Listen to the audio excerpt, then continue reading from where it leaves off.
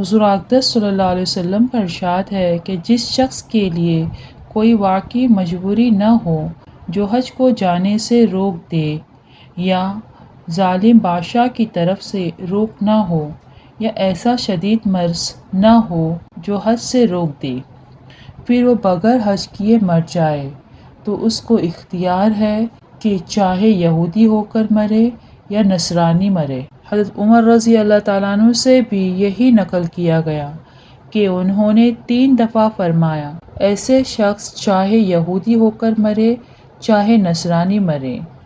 دوسری حدیث میں حضرت عمر رضی اللہ تعالیٰ عنہ سے یہ نقل کیا گیا کہ جو شخص حج کی طاقت رکھتا ہے اور حج نہ کرے، قسم کھا کر کہہ دو کہ وہ نصرانی مرا ہے یا یہودی مرا ہے۔ حضرت عمر رضی اللہ تعالیٰ عنہ کا یہ ارشاد ممکن ہے کہ ان کی یہاں تحقیق ہو، ورنہ علماء کے نزدیک حج نہ کرنے پر کافر نہیں ہوتا، انکار سے کافر ہوتا ہے۔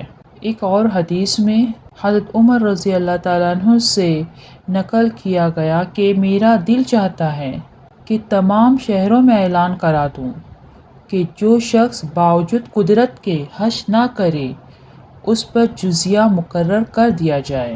یہ مسلمان نہیں، یہ مسلمان نہیں۔ جزیہ کافروں پر مقرر کیا جاتا ہے، مسلمان پر جزیہ نہیں ہوتا۔